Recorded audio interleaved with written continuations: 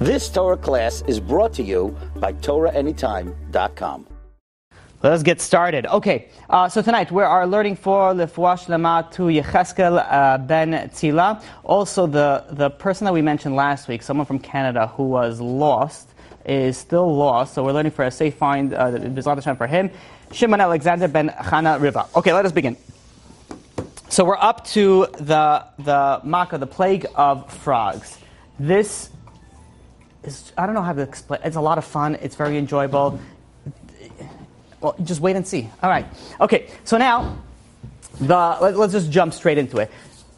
Can we jump straight into it? We have a few announcements. We're going to use that at the end because they're so late. Okay. So now the first plague, which we spoke about last week, ended. And Paro obviously didn't let the Jews go. The first plague, the plague of blood, we know that Moshe Rabbeinu came to Paro when he was in the Nile. So when he was doing his business in his own world, Moshe Rabbeinu came, and it was a one-on-one conversation. Nobody else heard about it. Nobody else dealt with it. It was only Moshe Rabbeinu and Paro. Now, when it comes to this plague, the plague of the frogs, Moshe Rabbeinu did it in the middle of the day, in the palace, in front of everybody, while everybody's watching. Now, generally speaking, when you have two fighting armies, one army doesn't tell the other army, hey, if you're not going to do what I say, this is what I'm going to do with you. We have two armies that are against each other. They don't spell out what they're going to do. Like, America is not going to go to whoever it is that we're with today and be like, hey, I'm going to send a nuke this way, I'm going to send a submarine over here. We don't share our secrets. But God is different. God says, hey, listen, if you're not going to go and let the Jews out, this is exactly what I'm going to do. And he gives them warning. So Paro gets a warning now from Moshe Rabbeinu in front of all his advisors. So everybody knows that Paro is warned. Now, we know that Paro considered himself a god, and he also considered the entire Egyptian army, and the entire Egyptian world for that matter, considered the Nile also a god. They used to pray to the god. And when Moshe Rabbeinu went and spoke to Paro, he mentioned there, he said that this river will produce the frogs, meaning that you, Paro, have absolutely no jurisdiction over the river. There is nothing that you're going to be able to do to stop it. So the Avos Chaim goes and says, why do we need two plagues? Didn't I have a problem here last week? I also couldn't do numbers. Okay, so two, why couldn't I'm learning from my son. You have a little kid, it's so cute how they put out numbers. They first take out everything and says, I need this many, So maybe that's rubbing off on me. So there was this many plagues that were involving with water. And the water, so the Avos Chaim says, we already dealt with water in the plague of blood. Why are we dealing with it again in the plague of frogs? So the Avos Chaim brings two answers. Number one, he says that when the plague of the blood came, the Egyptians were so overwhelmed with everything turning to blood that they couldn't go and make the Jews work. But then when all of a sudden the plague went away and the Egyptians had some rest, so they were going to go and say, okay, listen, now let's get the Jews back to work. Everything should go back to normal. So God went and gave them the same punishment from the same source, saying, hey, don't forget what I just did. Like, we just dealt with water. Listen, we could go all day long over here. And it says, we'll take another plague. Meaning, the lesson that you learn from this is, don't forget the lessons that God gives you, because they're just going to come louder and stronger the second time around. So that's one reason why the plague came with water. So it says Avos Chaim, to remind the Egyptians, don't forget about the plague of blood. And now it's going to be another plague, meaning remember what God did. The reason number two is that the Egyptians could claim that where God has only power? God only has power only over the water. Look at history. The flood. Where did the flood take place? The God destroyed the entire world with water. Over here, where is God dealing with also with the makav of blood, the previous one? Also with water. Says the Avos Chaim, says, what did God do? God took the water, something amazing. He took the water, something that came from the water, frogs, and then he changed the nature of the frogs. So the nature of the frogs usually stay in the water. Now they came out of the water and into the land, and they did a bunch of other things that were against the nature, which we'll soon see. But what we see over here, that God not only has a power of the water, he also has a power of changing the water to turn into land. And this is going to also go into the next makah, which is lice, which deals with the earth, which we'll B'ezrat Hashem speak about next week. So in any case, this, the whole idea with plagues and all these makot is really an education. It's an education to the Egyptians, and it's an education to the Jewish people. Now, when the makah begins, so there is a and people here understand Hebrew, right? So a frog in Hebrew, anybody know? How's it called? Tzfaldea. Tzfaldea can be split apart into, you could always take a word and you could split it into, different words. So tzfaldea can be split into tzipor dea. Tzipor, anybody know what tzipor is? Bird. Tzipor dea, anybody know what dea means? Knowledge, understanding? Yes. Very good. So tzipor, this is a sort of a letting the birds know. Now what is the idea with tzfaldea, tzipor dea, the association with birds?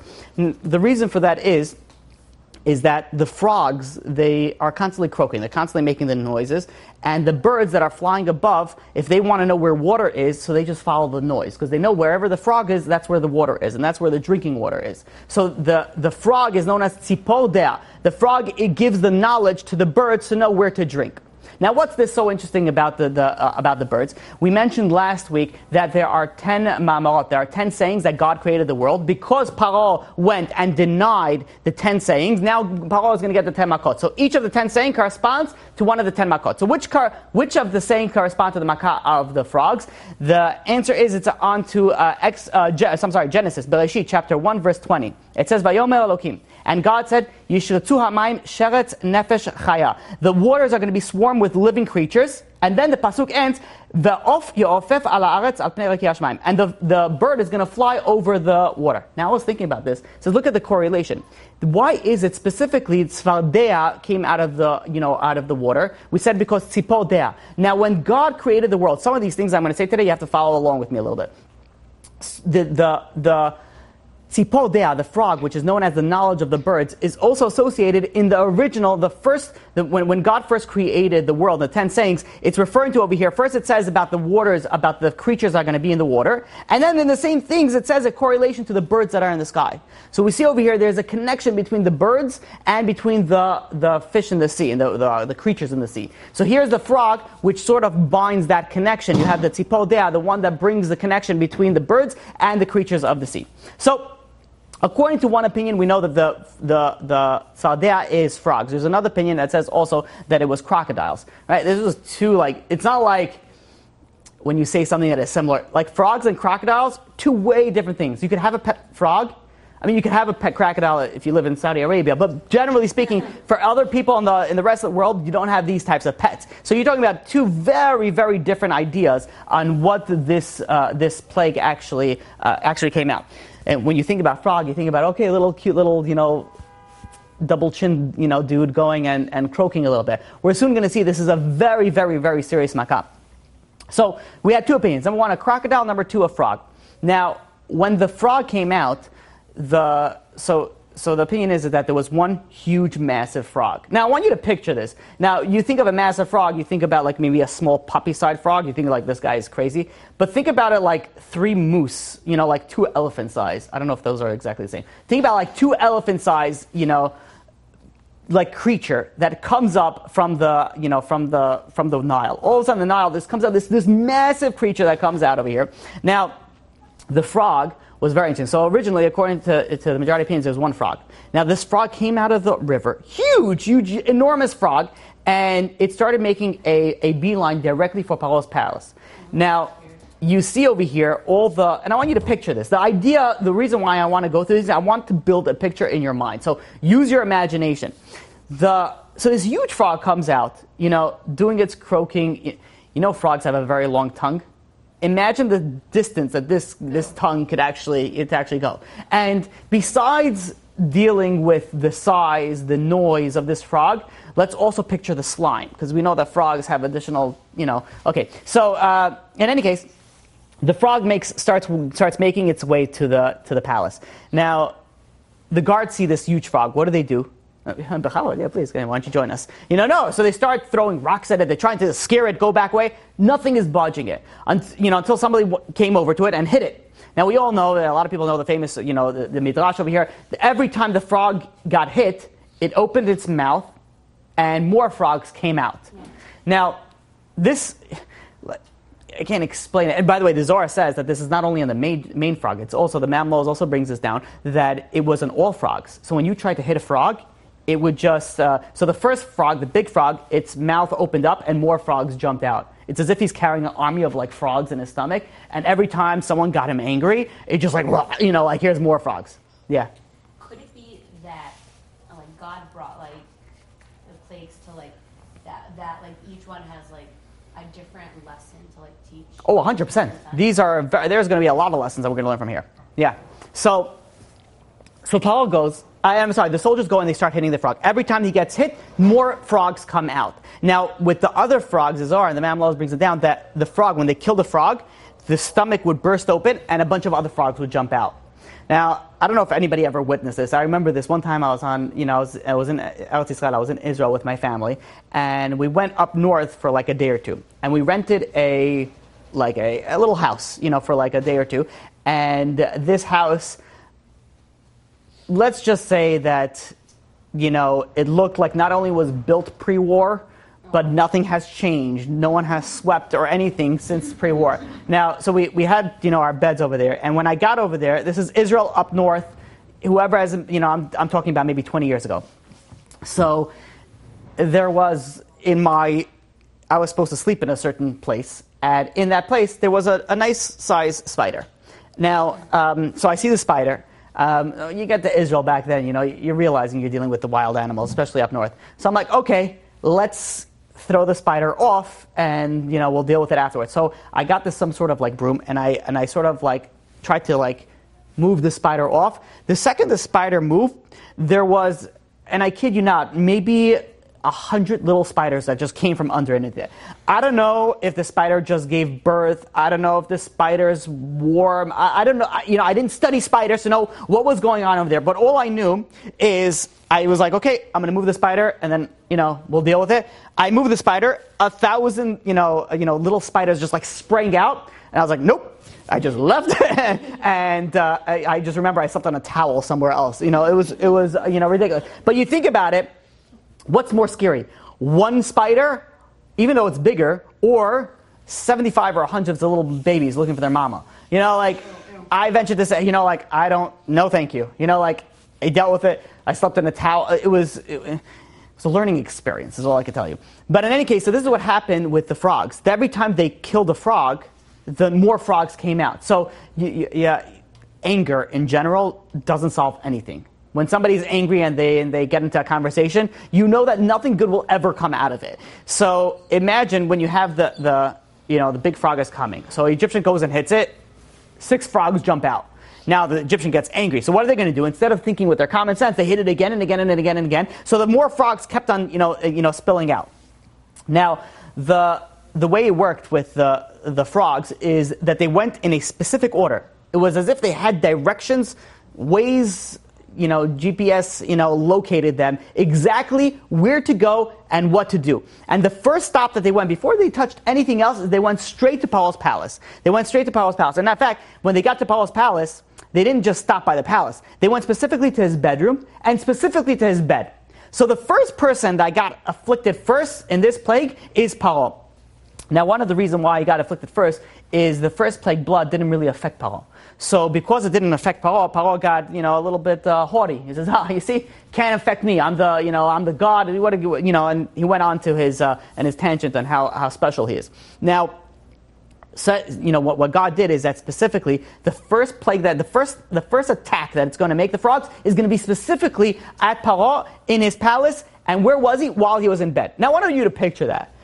You're in your bed and you're sleeping in your bed under your covers. Have you ever had it when something just breezes by you, right? And you, first of all, you learn kung fu all of a sudden because your covers go to the other room. Not even that, and you jump there in a stance that that only ancient Chinese warriors know. You go to this different thing. Now, this is when you think and what was it? The fan actually moved something else into there, and then after your heart palpitations go away, you're able to fall back asleep. But think about this, Paul. So he's laying in his bed, and the frogs are all of a sudden jumping under his covers. Now, I hope nobody ever woke up with an unwanted animal in their beds. And I'm not talking about you have a cat, and the cat decided to go into your bed. I'm talking about something that you have never, ever dealt with. Have I ever told you about the squirrel story? No. I've never told you about my squirrel story? Oh, man. Okay, so I'm going to be here a while, guys. So, right? And when I got married, I was living in an apartment building, and I was living on the 5th floor. And we put an air conditioning on the, in the window. And I just got married. I was very young. I was like, you know what? So in the air conditioning, there's spaces. What you're supposed to do is supposed to close the spaces. So I closed the spaces by just like leaning a piece of wood on it, and that's all that it was. It was like the summer. I just like I leaned a piece of wood on it. And one morning, so I have a very high prescription glasses. I don't see well without glasses or contacts. I see very, very, very blurry. So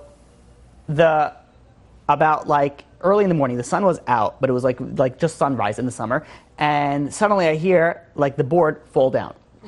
So I was very tired. Okay, fine. I'll deal with it. Okay, the board fell down. I'll deal with it when I wake up. Now I'm twisting and turning, and then I turn over. So I had a nightstand right over here, and I'm leaning on this side. I'm trying to fall back to sleep. I turn over this side, and I'm just like, my eyes are opened, and then I'm just like looking, at my nightstand, which is about 1.5 feet away. And then I'm like, and I see like something there, and I'm like, what is that? I'm like, oh, and I see this like, it's like something that I don't know what it is because I can't see because I don't have my glasses. So, where's my glasses? Right on the nightstand. So I'm looking at it, and then I'm like, oh, fine, okay, what? And it just bothered me. So like I get my glasses, I put it on, and then I look at it still laying down, and I see a squirrel. Now the squirrel was doing its standing thing where it's it's like doing one of these things like did I leave my stove on? It's like contemplating it.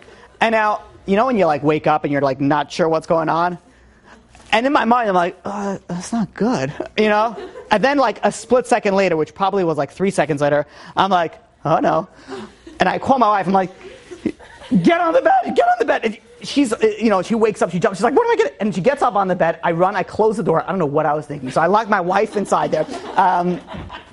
I got a broom, and I was just chasing the squirrel around the room.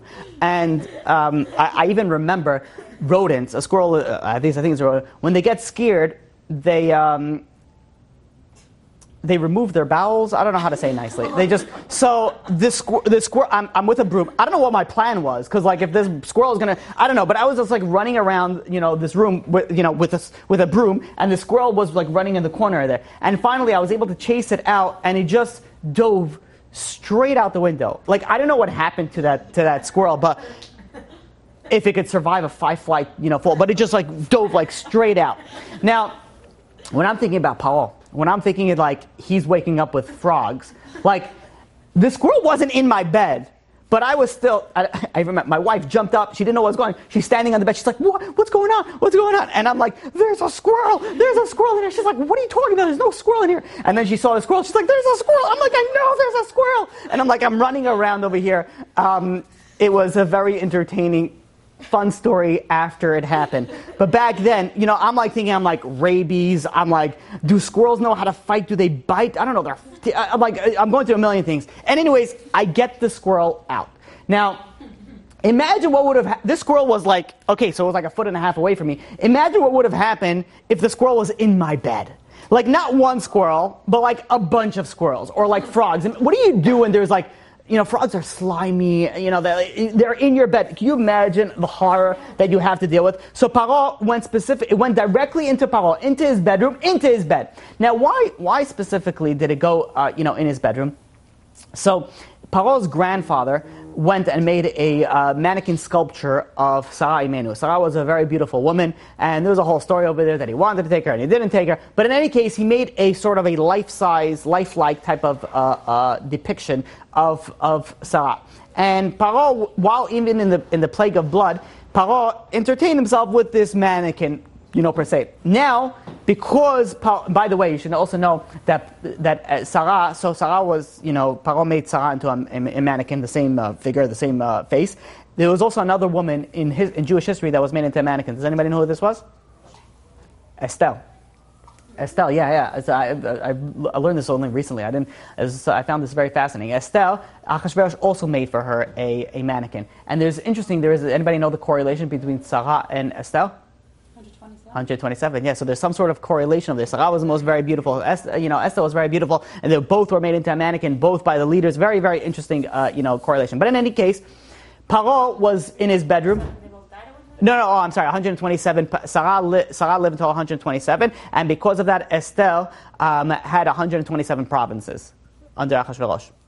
When she was under Achashverosh. Yeah, I'm sorry, I probably should have explained that. So, okay, so now, did I make a behind this? Did I drink this already? Okay. I'm in a different world. Okay, so now, so this is why Paro was attacked first. After it attacked Paro, then it went out to the rest of it actually went in order. First it went to the servants, and then it went to the servants Paro, and then it went to the regular people. Paro entertained himself in the bedroom with during the first blood. So everything went directly where you think that you're so holy, you're like a deity, you have this sort of powers. You're going to get hit in the most vulnerable place in the most vulnerable time when you think nobody else is watching in that type of manner. So there were wealthy people that they heard about the plague of frogs. They heard that the frogs were coming, so they had marble palaces, and they closed up with marble anywhere so that the frogs shouldn't come in. So you think that it would be safe, but the frogs had some sort of like crazy strong power that they were able to. First of all, they burrowed under the ground, and they came in from imagine you're sitting over there, can't be scared of frogs, but imagine frogs all of a sudden become crazy. Then you all of a sudden become scared of frogs. These frogs were banging on the floors from under it, and they actually broke open the floors. They broke open into the people's houses. Wherever they barricaded themselves in, nothing helped. The frogs were just bolted in, and were able to destroy anything and everything to get to where they needed to get to. Even furthermore, the Sefer Yashar says that the sweat of the Egyptians, the liquid, turned into frogs as well. So there were frogs that were created by the thousands. Frogs were constantly, it wasn't a plague that just started, it was constantly, frogs were constantly being reproduced. Frogs though, why frogs? Random. No, so it's not random. It seems, let's stay tuned. Okay, so even if it was so infested that they stepped on frogs, and even the stepping on the frogs, the slimy, they fell and they injured themselves. The frogs now were not afraid. Usually, animals stay away from humans. Generally, most animals. The frogs jumped on. They invaded all private spaces of the human body. They even dug into their armpits, into that effect. Specifically, it says armpits. That's why I'm bringing that. But it really was all areas. The frogs also they destroyed the land. Also, they destroyed the trees. They also affected the animals as well. Now, I want you to picture this, and I hope this is not going to scar you, but imagine, so frogs are going everywhere. So the Egyptian was sitting in the bathroom on the toilet.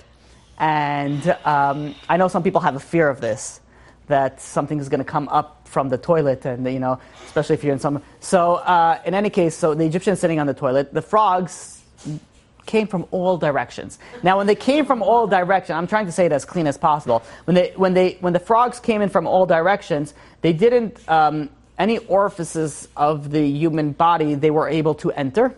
So the frogs, Okay, all right. So okay, good. So it's getting uncomfortable for me. I'm like, how do I say? Okay, fine. So good. So now, not only were they now the frogs were inside them. Now, not only when they were besides inside them, outside them, they also castrated them. They made it that the men and the women could not have any more children.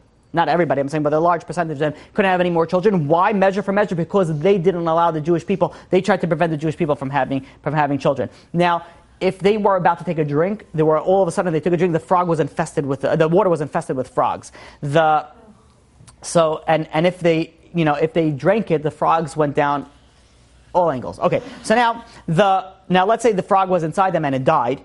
The smell also came out. I mean, the frog stayed, but the smell came out from. How long was each plague? This plague was a week. Each plague was a week long. We're going according to that opinion. There's actually a machloket. It was either a week long and 3 weeks of warning, or 3-week plague, or 1 week of warning. So in any case, let's say the Egyptians cooked a dish. The frogs jumped into the cooked dish. And so even in like Paro's palace, they took out a loaf of bread and they wanted to slice it. they sliced it, and they saw the frog. They sliced the frog as well. So needless to say, they usually lost their appetite. But anything they ate or drank tasted frog. I don't know if you should not have ever eaten frog, and I hope that you'll never ever eat frog. I can't imagine it tastes good.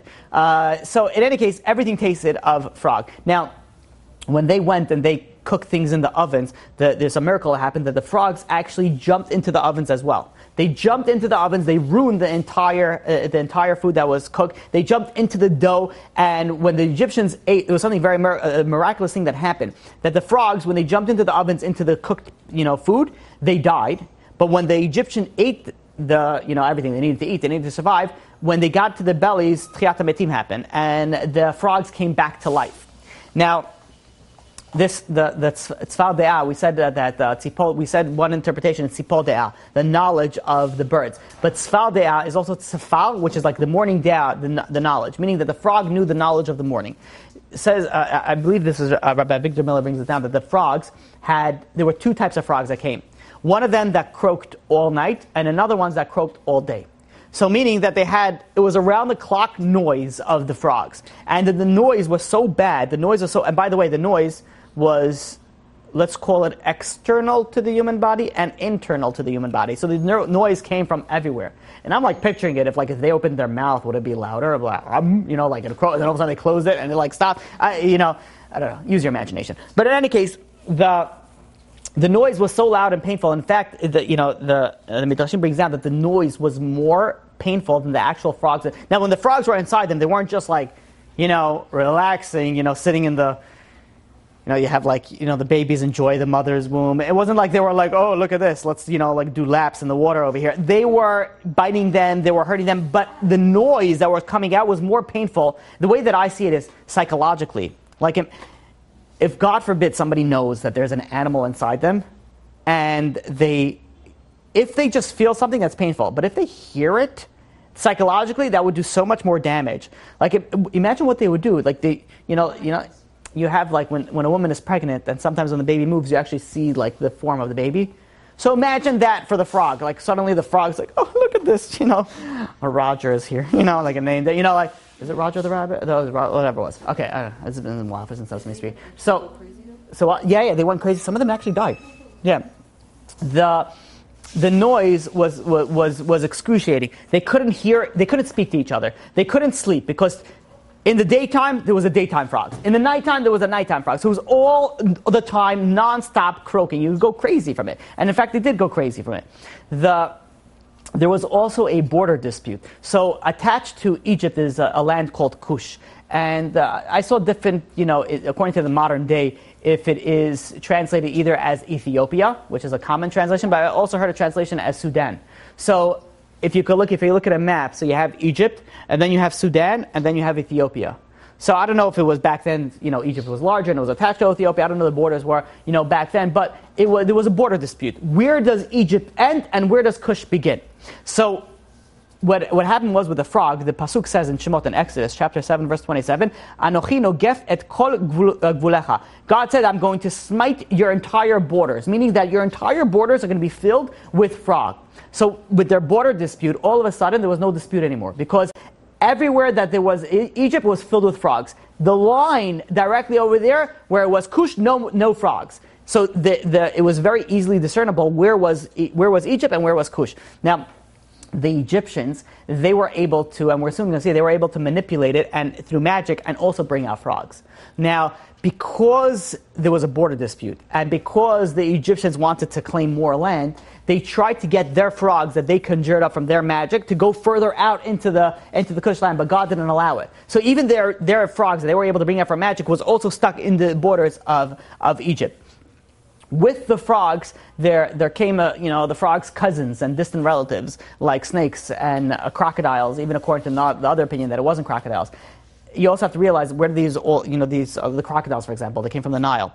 Now the Nile doesn't have any more fish because all the fish died. So the crocodiles were hungry, and they came out. So they feasted, as well. Use your imagination for that. So now let's go through a few things about measure for measure. Why frogs? What's the whole idea with frogs? Also, I was thinking, we have had many like people torture us. Like why, like specifically Mitzrayim? Like there were many like others who. Like, this was the first time that God basically introduced Himself to the world in a public forum. So, and this is where we got the Torah. We got, so there was a reason why the exodus of Egypt comes above, is why we mention it every single day. We're constantly mentioning it because this has a much bigger implication more than other salvations. Also, there were miracles that never happened. Like since then hasn't happened. B'ezrat Hashem, the time of Mashiach, we'll see even greater. But the measure for measure. Why did the Egyptians get punished with frogs? So number one, the Egyptians prevented the Jewish people from praying. So because they prevented the sounds of prayer from the Jewish people, so measure for measure, now they're not going to be able to hear anything because now the sounds of the croaks of the frogs are going to be constantly croaking. Number two is that they robbed the Jewish people of their sleep. They woke them up in the break of dawn and they would drag them out to work. Says, you don't let the Jewish people sleep? No, you're not going to sleep. There was also, they didn't allow the Jewish people to go, they didn't give them the time to go to the bathroom. So because they didn't allow them to go to the bathroom, now when they went into the bathroom, they had extra visitors. Let's just leave it at that. That went in and out of their intestines. I'm sorry, I had to put that in. Okay, so now another reason is that the Egyptians used to make sport with the Jewish people, that they would make them go and catch these repulsive reptiles and these insects and rodents just for a sport. Go catch me 14 rats. Imagine what you have to go into the New York subway, like whatever. So I think that's where the origin of rats are. So the idea of them being forced to go and catch these animals. So measure for measure, now these types of repulsive rodents are now going to come into their life. Also, the measure for measures, a lot of measure for measures. Also, the Egyptians made the Jewish people eat bread with filthy hands. They wouldn't allow them to wash their hands. They wouldn't allow them to clean their hands. So measure for measure, they went and they had to eat their bread that was contaminated with frogs. Everything was contaminated with frogs. Also, the Egyptians, the frogs are coming in as a measure for the Jewish mothers that constantly screamed when they had their children torn away from them and thrown into the Nile River. So the sounds of the frogs actually resembled the screaming of the little babies. From the other end of the spectrum, the Jewish mothers were not able, when Jewish mothers gave birth, they had to suppress their cries and their screams, because if they would scream, the Egyptians would find out that they're screaming. They find out that they're giving birth. If they find out they're giving birth, they're going to go and say, is it a boy or is it a girl? If it's a boy, we got to throw it into the Nile. So the mothers had to suppress their screams from giving birth. And now it's very difficult when you're in excruciating pain. The screaming, it just sometimes comes out or helps, psychologically. So because they had to suppress the screams, now they're going to get the screams coming from a different angle, coming from the frogs. Another reason is that the infants of the Egyptians, they would go and they would make what happened was that the Jewish mothers gave birth. And when the Jewish mothers gave birth, the Egyptians would sometimes come do a random inspection. Let's see if you have any children hiding in your houses. Now, the children would be hidden. And when a child hears another child scream, the child itself starts screaming and crying. So the Egyptian, in their own twisted way, they took their own children and they brought them into the Jewish people's houses. And then they pinched their own children to make them cry so that they would be able to, invoke the crying of the other Jewish children so they'll be able to find them. So now measure for measure is not only for the Jewish side, also because what you did for your own children, the cries that you made your own children do, now you're going to hear the cries and screams of the frogs and of the noise of the croaking. Rabbi Victor Miller goes and says something fascinating. He said the Egyptians back then, they all knew that they threw the Jewish babies into the water. When the frogs came out, they saw it as a reincarnation of the babies that they threw in. So they were very scared of the frogs. Some Russians are very scared of black cats, right? So, they're extra scared of the regular animals that are not scared because of some mystical, fake reason. Could be black cats, yeah. So the Egyptians, when they saw the babies come out, first of all, the croaking sounded like cries. So the Egyptians the frogs came out. The Egyptians thought that this is a reincarnation of the babies that they threw in, and their babies now coming to take revenge. Now imagine you putting all that psychological and warfare in your mind amongst dealing with a non-stop croaking and hundreds of frogs, thousands of frogs that are in your home. The final reason is not final reason. I'm sorry. I was joking. One of the final reasons, the cries and the screams of the Jewish workers while they're being beaten and worked to death in their labor camps now is going to be coming back as the frogs are going to be crying and screaming and croaking nonstop. The Egyptians also used to make the Jews carry all their merchandise. So now the Egyptians are going to be carrying constantly the frogs for the week of the plague. The smell also of the frogs was disgusting, and the Egyptians would always consider the Jewish people disgusting, even the smell. They consider the Jew. It's like, oh, you consider the Jewish people disgusting? They can't even smell the Jewish people. Now you're going to dealing with smelling with the frogs. Last week we were speaking about the plague of water, and somebody mentioned, which turned into blood. Somebody mentioned that water is correlated to the Torah. I don't know if the person's here or not, but the Torah is compared to water. Water is the lifeblood of man. So too the Torah is the lifeblood of a Jew. Now Paro, what he did was he extinguished the sound of Torah. Nobody was able to learn because they were constantly working. Furthermore, he wanted to go and exterminate the Jews. He wanted to exterminate the Jews who are destined to accept the Torah. So therefore, because he went against the Jews who represented the Torah, he got two plagues that are measure for measure from the water. Now the question is asked, why is Torah considered water? What does Torah and water have to do with each other? So number one, if somebody goes to his friend's house, they're not ashamed to ask, can I have a glass of water? Can I have a cup of water? Because water is free, and in fact, if somebody goes and refuses to give somebody water, there's no one more stingier than that. Then you really refuse to give someone more. So too with the knowledge of Torah. The Torah, first of all, number one, is just like no one should be ashamed to ask for water, no one should be ashamed to ask to learn Torah. Number two, if somebody has the knowledge of Torah, he has an obligation to go and teach other people, about Torah, about the understanding of Torah. Just like water is a free substance and is the most commonly available substance in the world, so even your body is mostly water. So too Torah, if you have it, you have to share it. Now the Yalkut Shimoni in Tehillim goes and brings down that when David HaMelech finishes Sefer Tehillim, he goes over to God and says, did anybody ever give you as much praise as I have in the Tehillim? And a frog stepped forward, and a frog said, yeah, I did. And the Midrash brings down there a few reasons. We're going to just go deal with one. The frog said that I speak more praises than David. Now, what does it mean that the frog speaks more praise than David? So the Mabit goes on Perek Shirah and says that there were four categories, better yet, of living creatures that were involved in the Makot. Number one, we had the lice. Number two, what? Dogs too. They were not involved in the actual Makkah, in the 10 plagues. That was afterwards. So number one, the lice. Number two, the Mabit categorized the wild animals as one category, the wild animals. Number three, the locusts, and number four, the frogs. But the frogs, there was something very different about the frogs. The frogs, it says in Exodus chapter 8, verse 2, V'ta'al atzvardea, and the frog, ascended, it came up. What does it mean that it ascended? The frogs left their natural habitat. We know in the plagues of, let's say, the wild animals, their natural habitat came with them. And we'll see when we speak about that, they felt very comfortable in the natural habitat. An animal is very comfortable in its natural habitat. If it's not in its natural habitat, it doesn't attack, it's very uncertain, it's more scared. The frogs left their natural habitat. Their natural habitat didn't turn into Egypt, but rather they went and they completely felt comfortable with attacking the Egyptians and doing whatever they needed to do. It says the Mabit, it goes on further and says, not only did they raise themselves in the physical sense, that they went from the natural to unnatural state, they also raised themselves in a spiritual state that they were willing to fulfill the will of God. Anything that God wanted, to the extent that even if God wanted them to sacrifice himself and jump into the oven, they went and they sacrificed himself. That's why if anybody ever read Perek Shirah, the Tzfardea, what does the Tzfardea say? It says in Perek Shirah, Tzfardea Omeret, the Tzfardea, the frog says, Baruch Shem Kavod Malchuto Le'olam Va'ed. A very fascinating pasuk. Baruch Shem Kavod Malchuto Le'olam Va'ed. We know that we only say it one time out loud, and that's on Yom Kippur. On Yom Kippur we only say it out loud. But it says Rav Chlonimus, he has a sefer called Igeres Balei Chaim. He says, what does it mean Le'olam Va'ed? So let's do the translation. Baruch Shem Kavod Malchuto Le'olam Va'ed means that you're praising God forever. What is the forever? Says Rav Chlonimus. So he goes and he says that the frog is known as the greatest that gives praises. Rav HaTishbachot, one that gives the greatest praises. Now why? Two reasons.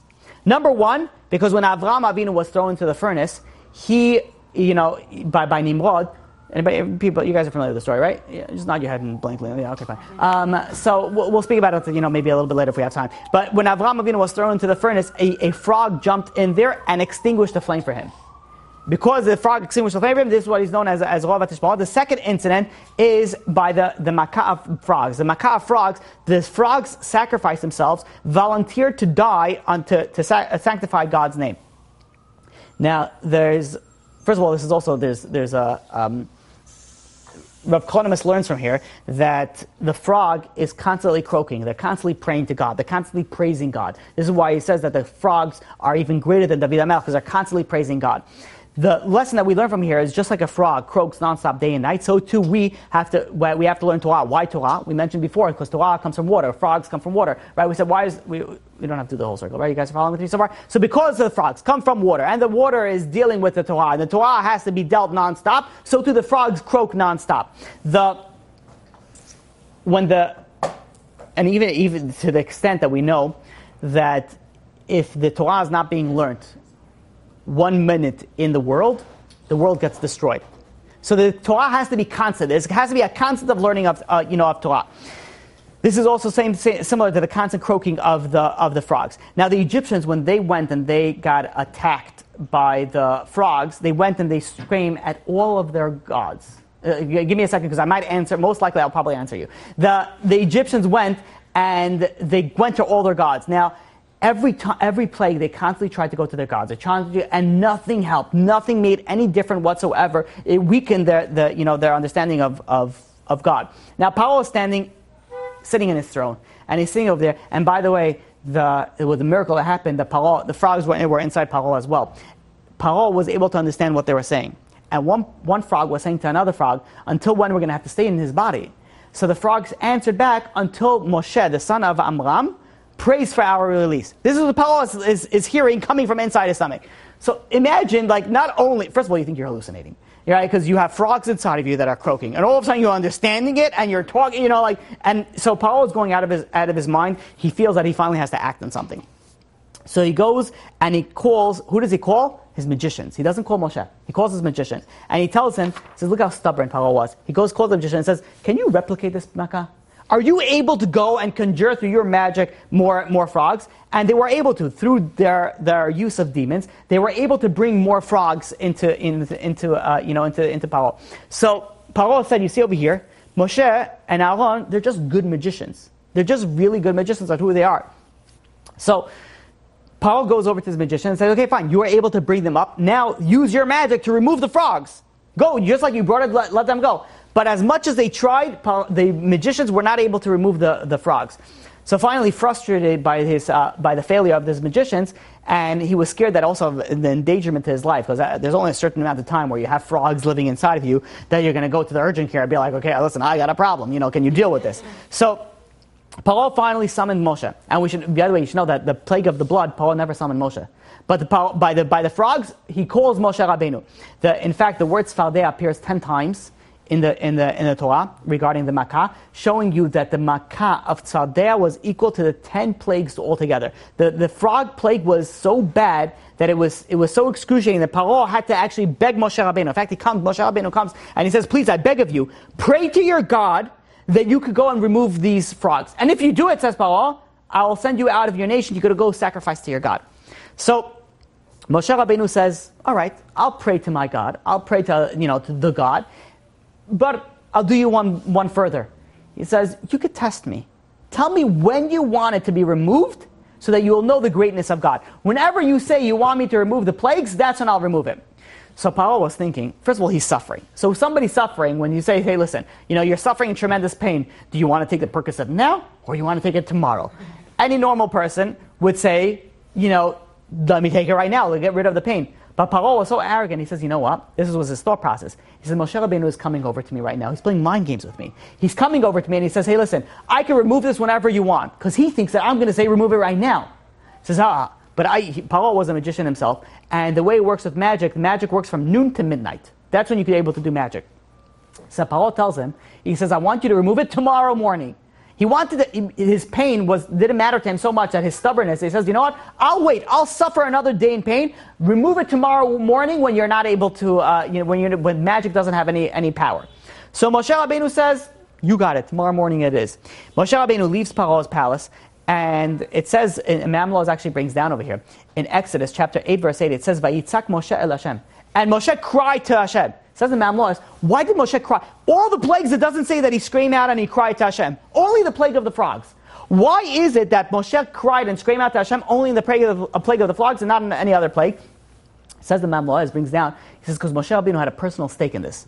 He put his name on the line over here, and he put God's name on the line. He said, Moshe Rabbeinu says, you know what, test me. Whenever you want, that's when I'll be able to do it. So all of a sudden, Moshe had a personal stake over here, and Moshe had wanted to also go and show God, show the power of God. So Moshe goes and screams and cries out to God, please, for your sake, please go and please take it out tomorrow morning, so Paro will know your power. And that's what happened. The Chafetz Chaim brings down, and he says it's very interesting. He brings out another story where there was a plague with the Jewish people. In Bamidbar, chapter 21, verse 4 to verse 9, there was a plague where the Jewish people go and they complained to God and they complained to Moshe. They spoke against God and against Moshe Rabbeinu. They said, why did you take us out of Egypt? And they spoke bad against him. So God sent a plague of like fiery serpents. A bunch of, and we know the famous story that the way, what happened was that Moshe prayed to God.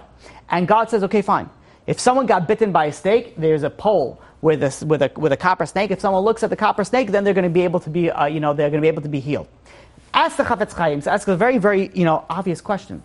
He says, how come with the plague of frogs, Moshe Rabbeinu cried and screamed out to God? He prayed. He was answered. The next day, exactly when Paro said, all the frogs, either died or went back to the river.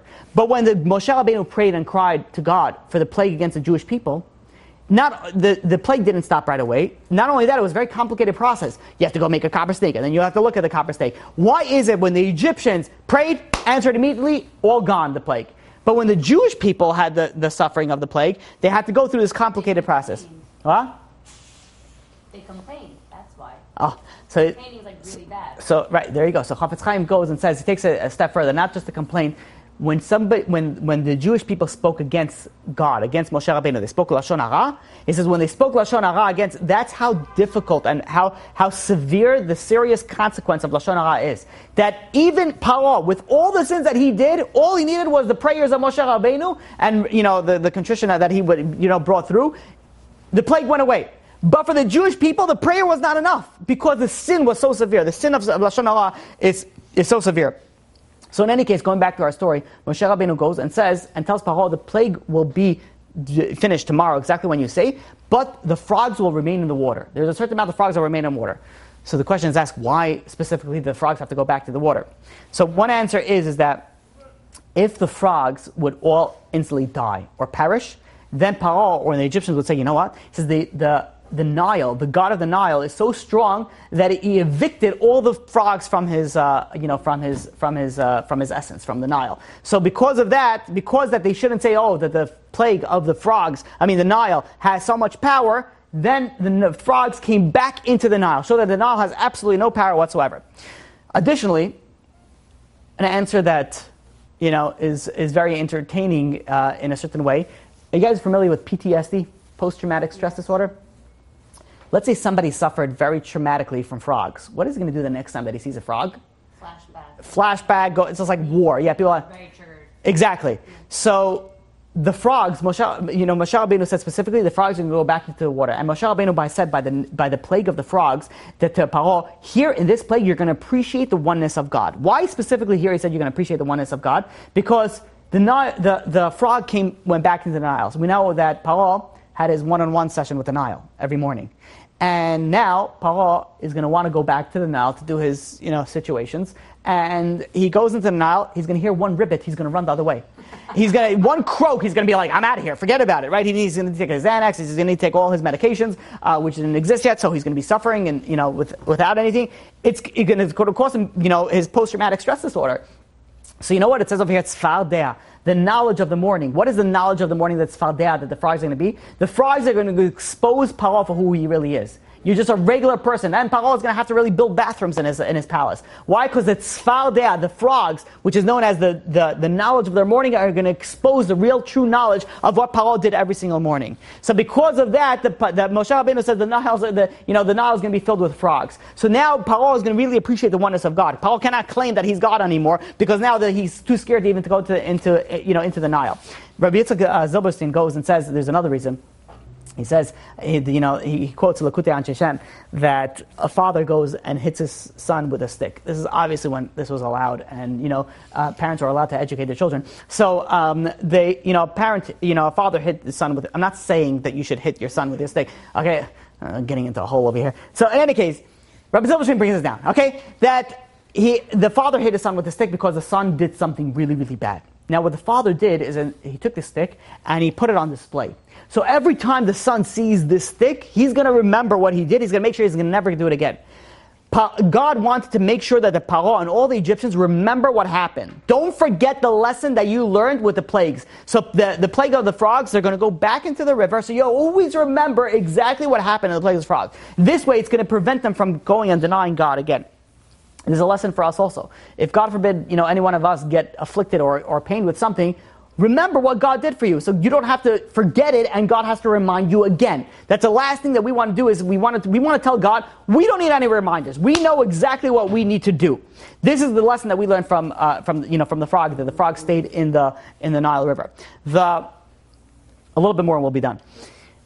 The Paro, what happened is that Moshe Rabbeinu goes, prays for all the frogs to die, and to remove, and the plague removes. Do you know there were a certain amount of, so all the frogs died except a certain criteria of frogs that did not die.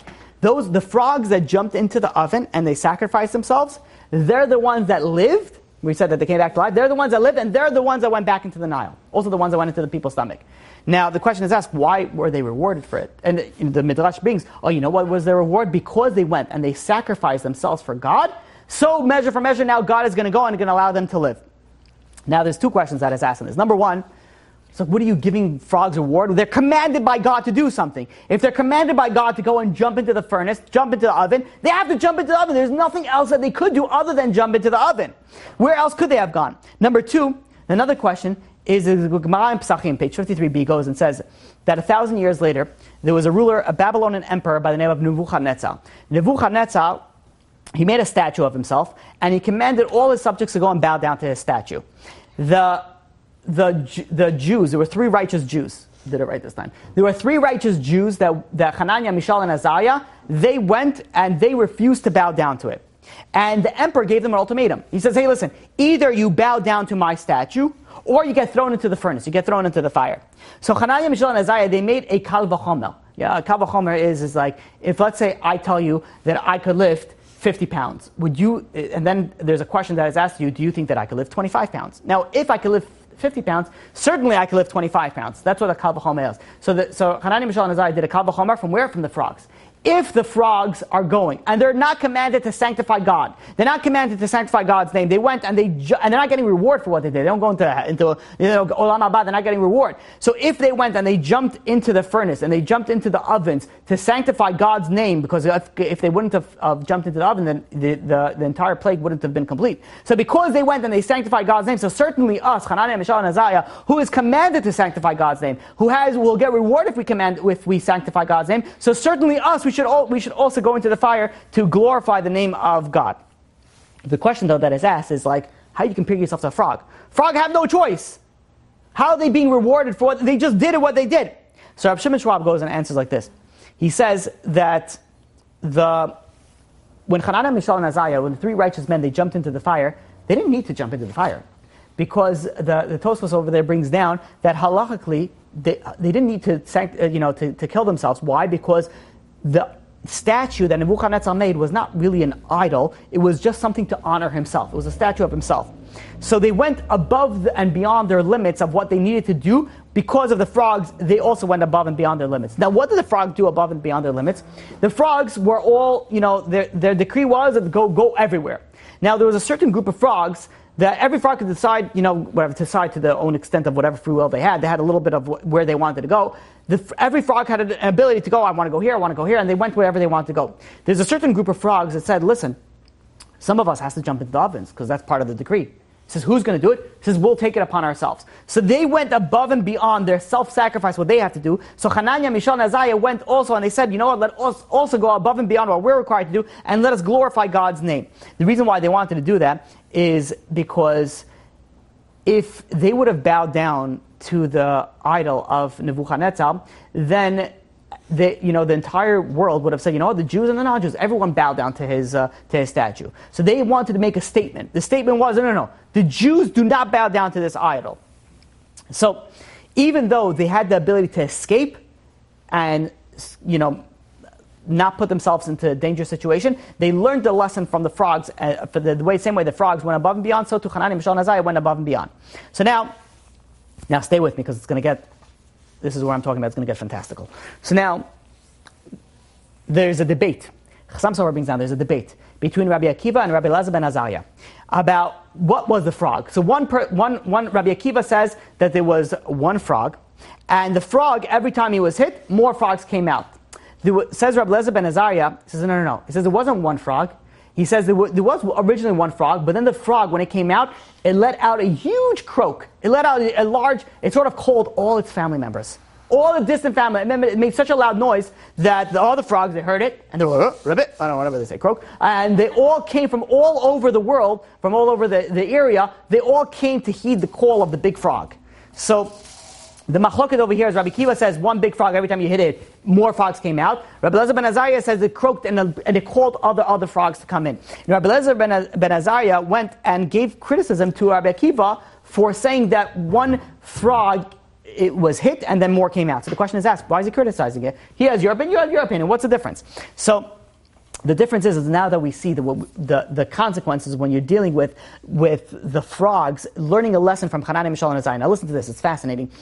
If there was one frog, and the frog that came out was God created this huge, enormous frog just for the plague of frogs. If it came out and the Egyptians hit it, and more frogs came out, and these frogs went and jumped into the furnace, so then there's no chidush, there's no kal v'chomer, because the frogs were created for the plague of the frogs. So they had to do everything. It wasn't just they were like pre-existing frogs. So you can't learn a lesson. Why? Because this frog was created for one purpose, to go and go jump into the oven.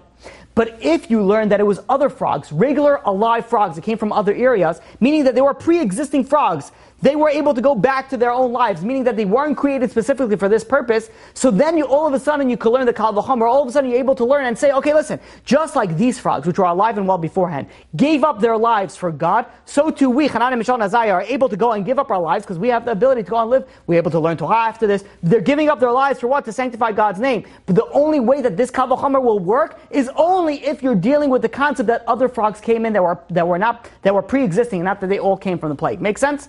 Okay. If you don't understand it, we're going on anyways because it's late. So, this is why it says in the pasuk regarding the frogs that you will know ki ein ka Hashem Elokeinu. There is nothing like our God, because usually if you take it to a false god, someone sacrifices themselves to a false god. What happens? They die.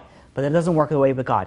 When you sacrifice for God, when you do something good for God, you never lose out from it. The lesson we see over here from the frogs that sacrificed themselves, the frogs that went and jumped into the ovens and were willing to risk their lives to sanctify the names of God, they wanted to do the right thing, they're the only ones that are going to survive. Because if you do what you need to do, if you do the right thing, what the Torah says, you will never, ever, ever lose out from it. The Chidah brings down, and he says that where did the frogs get where was the merit that they had? It has to have, everything comes from measure. So where did the Jewish people have the merit that they had, that they caused the frogs to jump into the ovens? So the Chidah brings down and says the midwives, when they went and they didn't listen to Paro tells them, whenever a child is born, if it's a boy, kill it on the spot. Tell them that it was a miscarriage. So the midwives did not listen to Paro, and they risked their lives. They risked their lives not to listen to Paro, to go and sanctify, to make sure that the Jewish children would live on and sanctify God's name. So says the Chidah, measure for measure, just like the midwives went and they risked their lives to sanctify God's name, so to measure for measure, the frogs risked their lives, jumped into the furnace to sanctify the names. Now let's take this a little step further. We mentioned earlier that Avraham, when he jumped into the furnace, what saved him? There was a frog that came over here. Now what do we see over here? There's something going on over here. There's a frog by Avraham. There's a frog from Hanani, Mishael, and Azariah that they learned the lesson from the frogs. There's something that's going on up here. This is, by the way, why I came late today, because I was working with this. Now listen to this. This is so fascinating. This is something that I still want to look at. I have to learn more about it because it's something so beautiful. Avraham went, risked his life, and what happened with Nimrod? Nimrod goes over to Avraham. Let me give you a brief synopsis of what happened over here. Avraham went. He had his father had an idol worship store. So he goes over to Avraham and says, listen, I got to go around out on this, whatever it is, take care of the store. So Avraham goes, destroys all the idols, and keeps one idol, the biggest one, with an axe in its hand.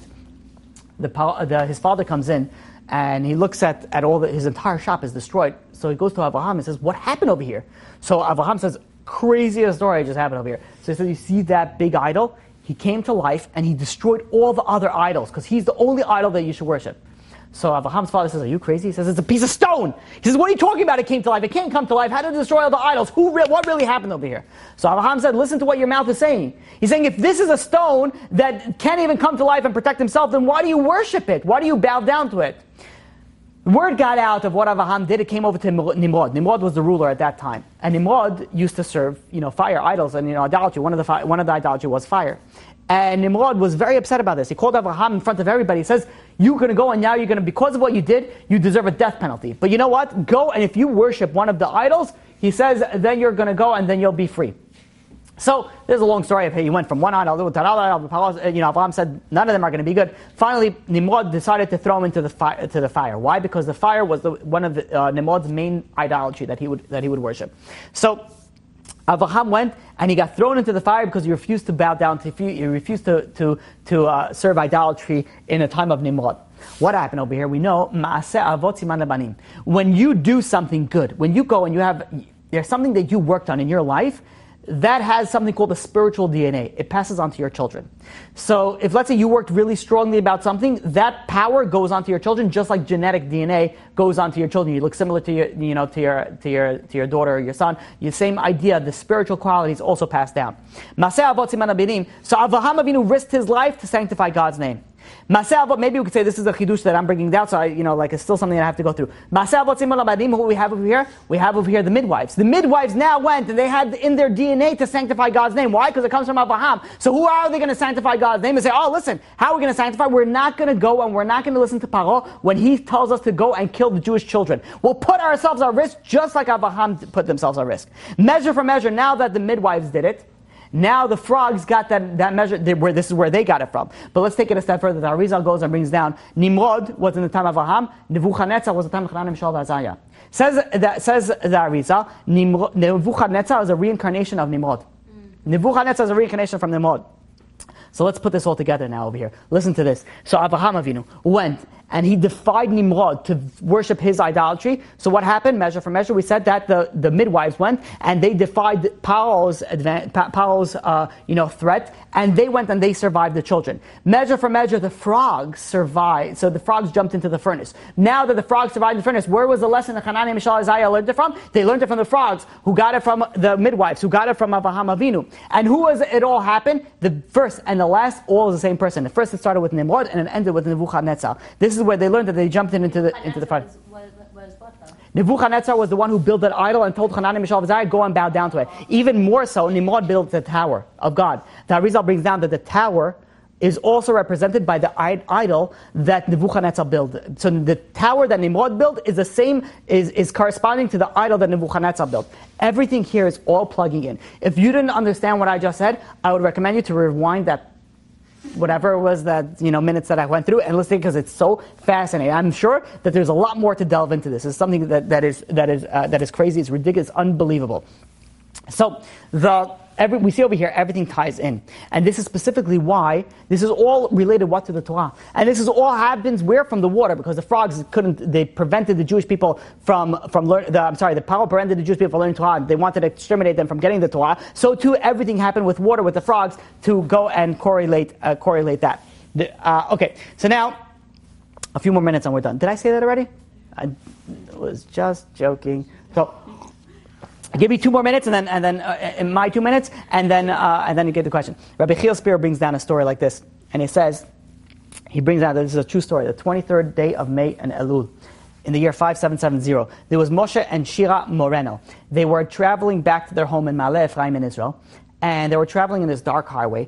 And while they were driving over there, the person behind them was flashing their lights, bringing the high beams. So he ignored it for a while, but the guy kept on flashing his high beams. So he figured maybe the guy wants to pass him. So Moshe went and he pulled over, a decision that almost cost him his life. Instead of passing him over, the car behind him also pulled over.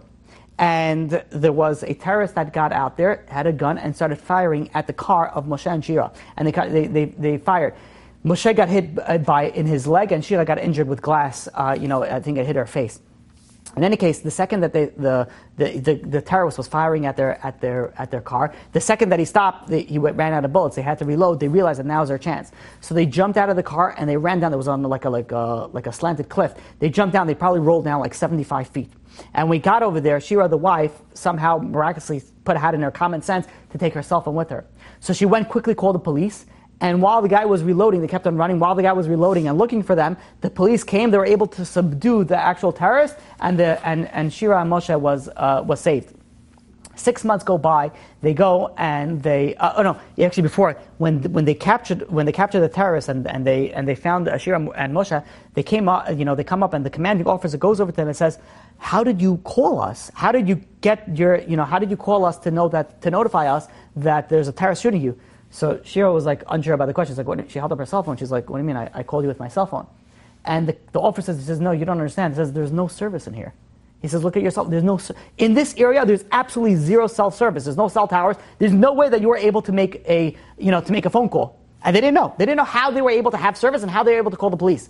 6 months go by. When Moshe and Shira recuperated and came back to normal, they made a Sudat Hodaya. They made a meal and they invited open to the public to thank God for the miracle that He did, that they were able to survive. During that meal, one of Moshe's friends stood up and wanted to say a few words. And he says, "I want to tell you," he says, the story came out that, how did they make a phone call? There's no way. You go there, there's no cell service. There's no way that they were able to make a phone call. So he says, "I think I know why they had cell service." And he says, 10 years ago, Reb Moshe over here, he went and he made an initiative to make sure that when people go into the synagogue, you turn off your cell phone. You don't have any usage of the cell phone, completely turned off. And he said that within a few months, the cell phone usage in the shul dropped dramatically. There was nobody was using cell phones over there. And he says, everybody's wondering, how is it that Moshe had cell service when there's no cell service? He says, you know what? You want to know why? I think this is the reason. He says, because measure for measure, because just like Moshe went and he started this whole initiative to make sure that when you're going to pray to God, when you're going to the synagogue, there is absolutely no talking on the phone. You're shutting off the phone completely. So when you made it that when people talk to God, they don't use their phone, when you needed to talk to God, then you have your phone. Measure for measure. This is the lesson that we learned from the frogs. That no matter, the frogs didn't stop. They did everything. They gave everything up for God. The same idea, we also have to go and give everything up for God. Now, when the frogs finally left, they left. They didn't necessarily leave. Only a small percentage of them went back into the Nile. A majority of them went and they just died. And when they died, there was so much frogs that the Midrash goes down that it says in every household there was 18,900 pounds of frogs in every single household. That's how much. And God sped up the decay process, so it smelled. Whatever. Okay, I'll leave it at that. But what happened is that now that everything was given up, and Moshe Rabbeinu prayed, and what did Paro said? Paro said, "I'll let you go. I'll let you go. Pray to God." But the way that wicked people go is they make a promise when they're in dire need. You have no atheist in a foxhole. All of a sudden, someone needs God, they pray to God. And say, "I promise, I'll do this, I'll do that, I'll do this." But when push comes to shove, they don't follow through on their promises. Paro was the same way. All of a sudden, the frogs were gone. Paro reneged on his promise. He said that he's going to let the Jewish people go. He did not let the Jewish people go. He made it he rationalized. He said, "Hey, wait a minute. Moshe Rabbeinu said that he's going to remove the frogs. The frogs are still here. They're smelling, they're dead, but they're still here." He says, "I don't have to fulfill my promise." The same thing, lesson that we learn from here is you make a word, you say something, stick to it. Wicked people do not stick to their word. You say you're going to become a better person, become a better person. The lesson we learn from the frogs is God deals, and lesson we learn from all the plagues, God deals everything measure for measure. The more that you learn about this, the more that you learn about the plagues, the more that you're going to be able to appreciate what God did and how God functions. We're finished with this. Whoever needs to leave, needs to leave. I have to make a few short announcements, and then I'm going to open up the questions. I just have one question. We're going to give me 2 minutes. There's something very important that I really wanted to start off with this, but I didn't because it was so late. Now, we're coming up to Passover, to Pesach. The Rambam brings a halacha that when a person eats and drinks in his house with his own family, and he doesn't open his house or he doesn't give to the orphans, the widows, and the poor people, it's as if all he cares about is himself. we're coming to the time of Pesach, and Pesach, we know there's something known as Kimcha de Pischa. Kimcha de Pischa is a special fund that specifically on Passover, the Jewish people try to give the people that are less fortunate the ability to. Pesach is very expensive. Imagine how difficult it is. There are so many families that cannot go and they cannot pay their bills. Forget about when you're dealing with Passover, where the daughter wants a new dress, or the matzot are very expensive, or they have the obligation to buy maybe, like their son didn't have a new suit in so many years. The expenses are tremendous, and there are many people that they sit and they learn Torah and they don't have enough money to pay for the expenses of this holiday. There's an obligation on every single Jew to go and help the people that are less fortunate for specifically this holiday. The reason why this holiday is specific, so there's a Tana de Eliyahu that brings down, that says that one of the reasons that the Jewish people were redeemed is that when the Jewish people were redeemed, they made a covenant, they made a treaty with each other. And they said if any one of us is ever in need, the other one is going to help. Unfortunately, in today's day and age, there are many people that they don't have the means to pay for the basic necessities for the holiday. How could they sit and say, oh, we're free today? How could they sit and say and praise God? They are constantly nervous about paying their bills, they don't have money for anything. So, as an appeal for the people that are less fortunate, there's somebody that's a very righteous person that's building me a website, and this website is not ready yet. But we made it ready live just for this reason. So if you go to my website, it's rabbizitron at rabbizitron.com. Over there is a special site to donate. This doesn't go to me. I have nothing to do with this money. It goes specifically to the yeshiva that I'm involved with, which is Or Yitzchak, where they're going and they're giving money to anybody that needs money for the holiday. I met with them at the beginning of the week. They need to raise $75,000 just for the people in the community here that don't have enough money to pay for the basic necessities of the holiday. So, as an appeal, I'm asking you, please open up your heart. If open up your checkbook, open up your credit card, whatever it is that you want to do.